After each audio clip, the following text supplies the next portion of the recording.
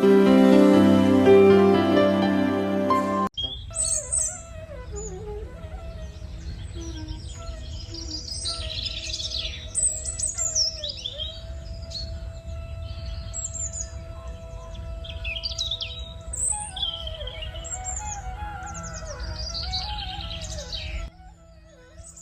ඇත්තමයි. මේ වත්ත අක්කර 40කටත් වැඩි. ඒත් මේ වත්තේ එක අඹ ගහකවත් එක ගෙඩියක්වත් හැදෙන්නේ නැහනේ. හැබැයි ඉතින් මේ වත්ත බලා ගන්න මිනිස්සෙක්ව දාලා ඒ මිනිස්සයා ලව්වා මේ වත්තට හොඳට සාත්තු සප්පායම් කරා නම් මේ ගස්වල ගෙඩි හැදෙයි. හැබැයි ඉතින් වත්ත බලා ගන්න මිනිස්සෙක් ගත්තා වගේ නෙවෙයිනේ. ඒ මිනිස්සයන්ට සල්ලි ගෙවන්නත් එපැයි. ඇත්තටම දැන් මම මොකද කරන්නේ? ගෙදර ගිහිල්ලවත් කල්පනා කරලා බලනවා.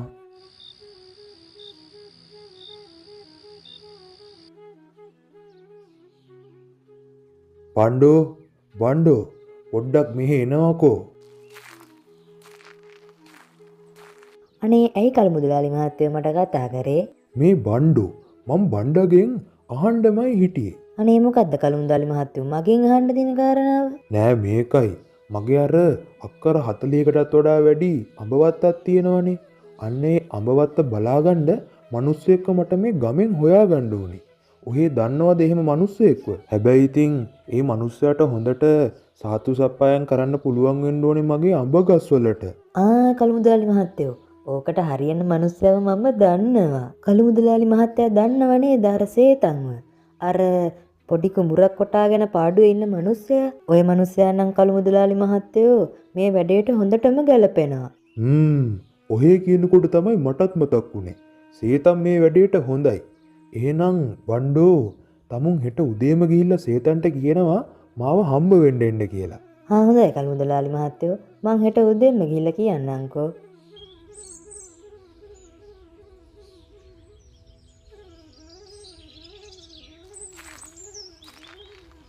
මේ සේතන් පොඩ්ඩක් මෙහෙට එනවකෝ.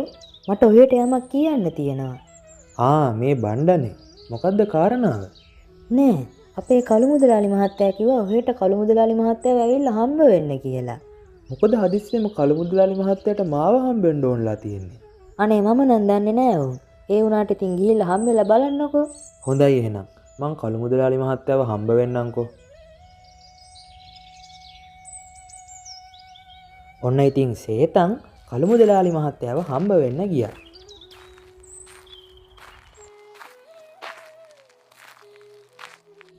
සේතන් ඔය ආවද? අනේ ඔව් කළු මුදලාලි මහත්තයෝ. ඇයි මහත්තයාට මාව හම්බ වෙන්න ඕනේ කිව්වේ? නෑ සේතන්. ඔය දන්නව නේද අර ගමේ කෙළවරේ මගේ තියෙන අක්කර 40ක විතර අඹ වත්ත.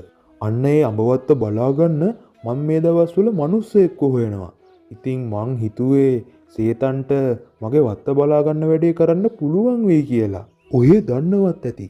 ඒ අඹ වත්තේ අඹ ගස්වල හරියට අඹ ගෙඩි හැදෙන්නේ නැහැ. ඔහේ හොඳට සාත්තු සප්පායම් කරලා ඒ ගස්වල අඹ ගෙඩි හැදෙන විදිහට වැඩ සැලැස්සුවොත් මං ඔහෙට ඒ අඹ වත්තෙන් අක්කර 4ක්ම ලියලා දෙනවා.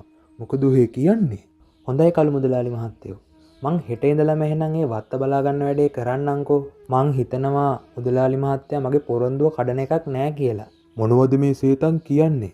දන්නවනේ මේ කළු මුදලාලි ගැන. වචනයක් දුන්නොත් ඉතින් දුන්නම තමයි. එහෙනම් ඉතින් ඔය හෙට ඉඳලා වැඩට එනවකෝ.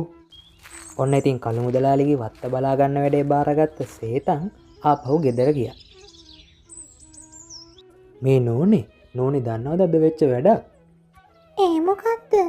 අද කළු මුදලාලි මහත්තයා බණ්ඩාතේ මට පඩිවිඩයක් එවලා තිබ්බා කළු මුදලාලි මහත්තයාව ඇවිල්ලා හම්බ වෙන්න කියලා. ඉතින් මමත් කළු මුදලාලි මහත්තයාව හම්බ වෙන්න ගියා. කළු මුදලාලි මහත්තයා එයාගේ අර විශාල අඹවත්ත බලා ගන්න වැටේ මට බාර දුන්නා. ඇත්තද? ඒක නෙමෙයිනවනේ හොඳම කාරණේ. කළු මුදලාලි කිව්වා එයාගේ අඹවත්තේ අඹගස්වල ආයවතාවක් ගෙඩි හැදෙන විදිහට වැඩ සැලැස්සුවොත් එහෙම මට එයාගේ අඹවත්තෙන් අක්කර 4ක්ම ලියලා දෙනවා කියලා. මොනවා? ඔය ඇත්තමද කියන්නේ? ඒ වුණාට මට නම් ඔය කළු මුදලාලි වෙච්චන විශ්වාස නැහැ. එහෙම කියලා බෑ නෝනේ. ඇත්තටම කළු මුදලාලි මට අක්කර 4ක් දුන්නොත් එහෙම ඒ හින්දා මේ අවස්ථාව මග අරගන්න හොඳ නැහැ. මොකද්ද තාත්තා ඔය කී ඉන්නේ? කළු මුදලාලි තාත්තට අක්කර 4ක් දෙනවා කිව්වා? පුතේ. ඔව්. අද කළු මුදලාලිව හම්බ වෙන්න මං ගියානේ. කළු මුදලාලි එයාගේ විශාල අඹවත්ත බලා ගන්න වැඩේ මට බාර දුන්නා. ඒ අඹවත්තේ අඹ ගස්වල ආයවතාවක් ගෙඩි හැදෙන විදියට වැඩ සැලැස්සුවොත් එහෙම මට ඒ අඹවත්තෙන් අක්කර 4ක්ම ලියලා දෙනවා කිව්වා. අනේ තාත්තේ මට නම් ඔය කළු මුදලාලියව සත 5කටවත් විශ්වාස නැහැ. ඔය මිනිස්සයා කරන තරමක් කරන්නෙම මිනිස්සුන්ව රවට්ටන එක. ඒ හින්දා තාත්තා පරිස්සම් වුණොත් හොඳයි. එහෙම කියලා බෑ පුතේ. ඇත්තටම ඔය මිනිස්සයා මට අක්කර 4ක් දුන්නොත් එහෙම ඒ හින්දා මම මේ වැඩේ බාර ගන්නයි ඉන්නේ. අනේ මන්ද තාත්තේ ඕම් මං තාත්තට අනතුරු ඇඟෙව්වා. මට නම් ඔය කළු මුදලාලිව සත 5කටවත් විශ්වාස නැහැ.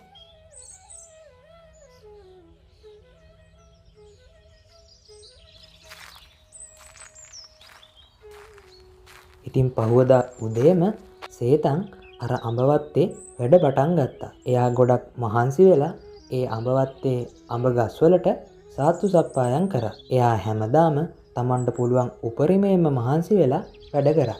අවසානයේ මේ විශාල අඹවත්තේ අඹ ගස්වල ආයෙ වතාවක් ගෙඩි හැදෙන්න පටන් ගත්තා. මගේ වැඩේ නම් දැන් ඉවරයි.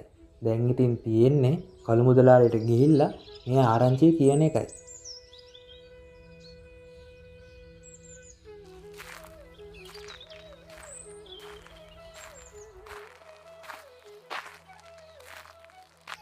සේතන් ඔහේ මොකද මේ උදේ පාන්දරම? කළු මුදලාලි මහත්තයෝ මම මේ මුදලාලි මහත්තයාට වැදගත් පණිවිඩයක් කියන්නයි ආවේ. ඒ මොකද්ද සේතන් ඒ? කළු මුදලාලි මහත්තයෝ මම මුදලාලි මහත්තයා මට බාර දුන්න වැඩේ හරියටම ඉෂ්ට කරා. ඔන්න දැන් මුදලාලි මහත්තයාගේ අඹවත්තේ අඹ ගස්වල ආයෙ වතාවක් ගෙඩි හැදෙනවා. යමු බලන්න එහෙනම්. හොඳයි මුදලාලි මහත්තයෝ. එහෙනම් අපි අඹවත්තට යමු.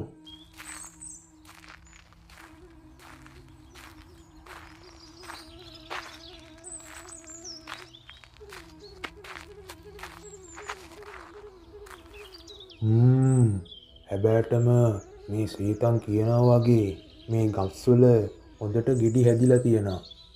අපේ දැන් ඉතින් මම මේ මිනිස්සයාට අක්කර 4ක් ලියලා දෙන්න එපයි මේ අඹවත්තෙන්ම. ඒ වුණාට දැන් නම් මේ අඹවත්තෙන් අක්කර 4ක් මේ මිනිස්සයාට නිකන් දෙන්න නම් මට බෑ. මේ මිනිස්සයව රවට්ටලා මොකක් හරි කරන්න ඕනේ. සීතන් මං හිතුව තරන්නම් මේ අත්තේ අඹ ගෙඩි හැදිලා නැහැ. මොනවද මුදලාලි මහත්තයෝ මේ කියන්නේ? මුදලාලි මහත්තයාගේ ඇස් පේන්නේ නැද්ද? බලන්නකො මේ අඹ ගෙඩි. හරිම ලොකුයි. ඒ වගේම කහම කහ පාටයි. වත්තේ හැම ගහක්ම වගේ පළදරලයි තියෙන්නේ.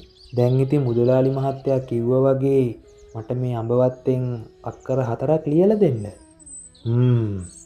සේතන් එහෙනම් එන්නකො මාත් එක්ක යන්න.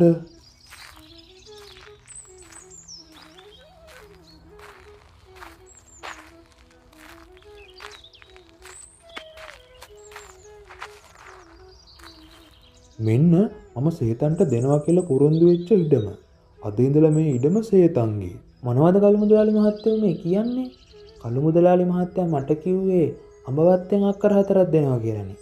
ඒත් මේ මොකද්ද? මේ සේතන් මං තමුන්ට කිව්වේ මං තමුන්ට මගේ වතු වලින් අක්කර 4ක් දෙනවා කියලා විතරයි. ඒත් කළු මුදලාලි මහත්තයෝ මේ ඉඩම පුරන් වෙච්ච කුඹුරක් නේ. මේ ඉඩමෙන් කිසිම වැඩක් නැහැ. මේ ඉඩම මං අරන් මම මොනවා කරන්නද? මට කරන්න දෙයක් නෑ සේතන්. මම මේ සේතන්ට දෙන ඉඩම. මේක ගන්නව නම් ගන්න නැත්තම් නිකන් ඉන්න. හොඳයි කළු මුදලාලි මහත්තයෝ. එහෙනම් ඉතින් මට මේ ඉඩමවත් දෙන්නකෝ.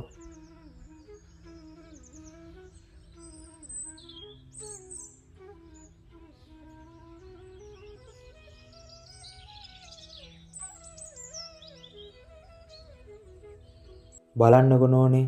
නෝනයි පුතයි කියපු කතාව ඇත්ත.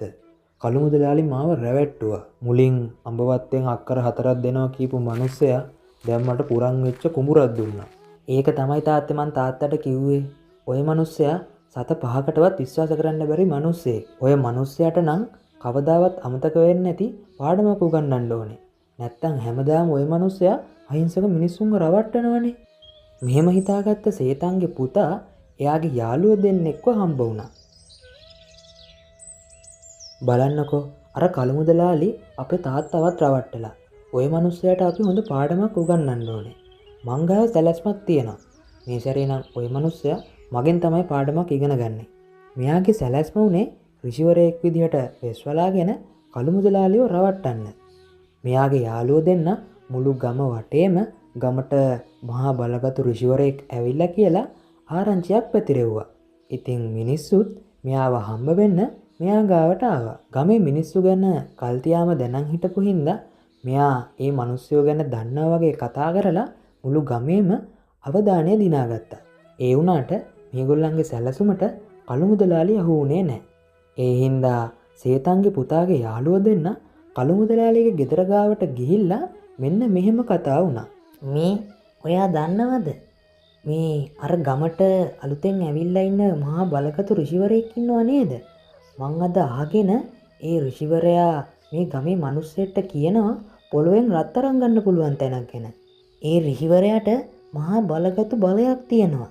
ඒ ඍෂිවරයා කියන තැනින් රත්තරන් ලබා ගන්න පුළුවන්ලු. මොනවා? රත්තරන්? කොහෙද මේ ඍෂිවරයා ඉන්නේ? මං මේ ඍෂිවරයාව හොයාගෙන හෙට උදේම යන්න ඕනේ. ඉතින් සල්ලි වලට තියෙන තණ්හාව හින්දාම කළු මුදලාලි මේ සැලැස්මට රැවටුණා. එයා පහුවෙනිදා උදේම ඒ ඍෂිවරයාව හම්බ වෙන්න ගියා. ඍෂිතුමනි, මං තමයි කළු මුදලාලි. ඍෂිතුමාට පුළුවන්ද මට මගේ ඉඩම් වලින් රත්තරන් ලබා ගන්න පුළුවන් තැනක් ගැන කියන්න? හොඳයි. මං ඔයාට රත්තරන් ලබා ගන්න පුළුවන් තැනක් ගැන කියන්න. එහෙනම් අපි දෙන්නත් එක්කම දැන් යමුකෝ.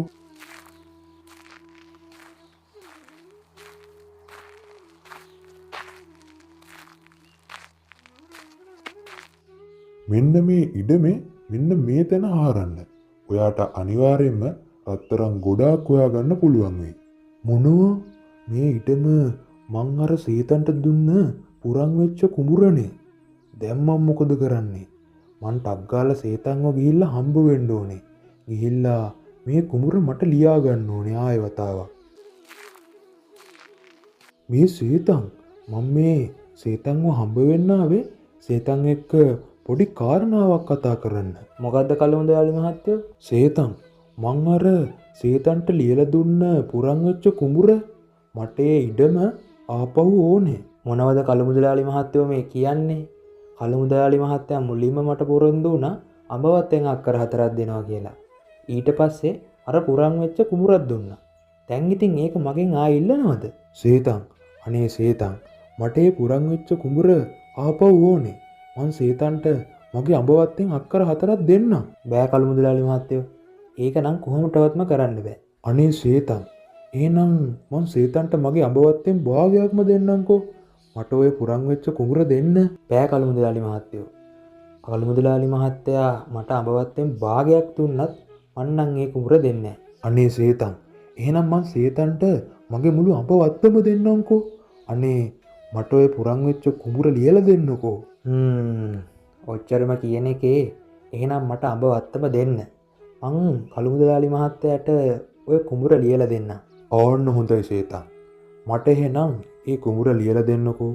මං සීතන්ට මුළු අඹවත්තම ලියලා දෙන්නම්. මෙන්න මෙහෙම කරපු කළු මුදලාලි එයාගේ අර පුරන් වෙච්ච කුඹුරට ගිහිල්ලා ඒ කුඹුර හාරන්න පටන් ගත්තා. කොච්චර හැරුවත් ඒකේ නම් රත්තරන් තිබ්බේ නැහැ. අනේ මං කොච්චර හැරුවද? ඒත් මේ ඉඩම කිසිම තැනක රත්තරන් නෑ වගේ. කමන්නේ. තව ටිකක් හාරලා බලනවා. කොච්චර හැරුවත් ඒ කුඹුරෙන් නම් රත්තරන් හොයාගන්න බැරි වුණා. අනේ මේ කුඹුරේ ඇති රත්තරන් තොගයක් නෑ. අර ඍෂිවරයා මාව රැවට්ටුවා. දැන් ඉතින් මට මගේ අඹවත්තත් නෑ රත්තරනුත් නෑ. ඔන්න ඔය විදිහට තණ්හාව හින්දා කළු මුදලාලි තමන්ගේ මුළු අඹවත්තම නැති කරගත්තා. අවසානයේ සේතන්ට එයා වෙච්ච මහන්සියට ප්‍රතිඵලය හම්බ වුණා. සේතන්ගේ පුතා හින්දා කළු මුදලාලි මේ සැරේ නම් හොඳ පාඩමක් ඉගෙන ගත්තා.